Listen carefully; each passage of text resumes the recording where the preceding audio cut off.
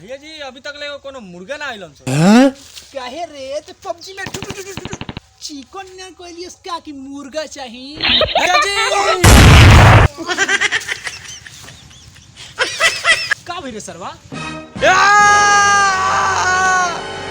सरवा एगो पर पबजी लोगो जो चिकन निकल रहा का ए हमर बाबू मत रो रे हमरो रोवाई आला। उठ रे बाबूआ ए भोसरे उठ भोसरे। फ्री फायर खेल ली है ना रे। फ्री फायर के नाम मतलब बॉस ठीक बा यार काहे गेम के चक्कर में अपने बॉस के मार करे ठीक बा। उसे कुछ कहत ली एक्सपीरियंस का कहत ली हस अभी तक कोनो बोका ना आइलन थो। बोका काहे खातिर बोका खोजत रे। हवा तू करत समझ आता रहो काहे करवा अभी तक कोनो गाधा ना आइलन थो।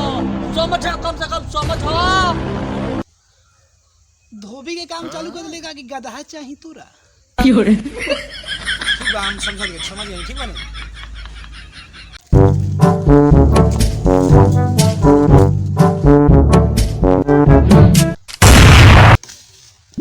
देखो ले आगल मुर्गा तो हम वर्ष से जाम का उतनी का हर कृष्ण हर राम।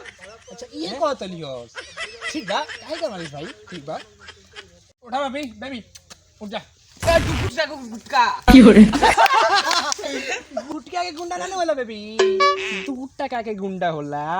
देखते मैं जानत नहीं एक पर जगह पड़ जाइन नु और तबाह कर दे तबाह को देबे नी प्लीज हां तो पीछे टोटियो नहीं की बमो नहीं के लागत परवाणु इस बम का रे।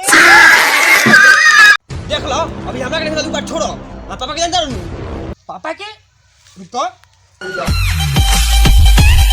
प्लीज हां तोरा पप्पू के नहीं के जानत का बेबी तेरा पप्पू के नहीं के जानत का। देखा मरते हम जानता नहीं ताहरे से पूछे तू जानता रखी ना नहीं की जानत बा कोई बात नहीं है झगड़ा कर जाता नहीं रुक ना ए बेबी रुक रे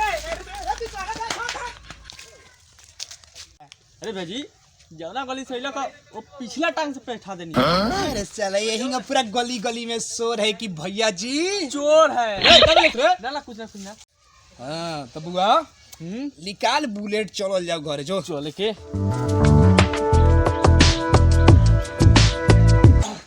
आई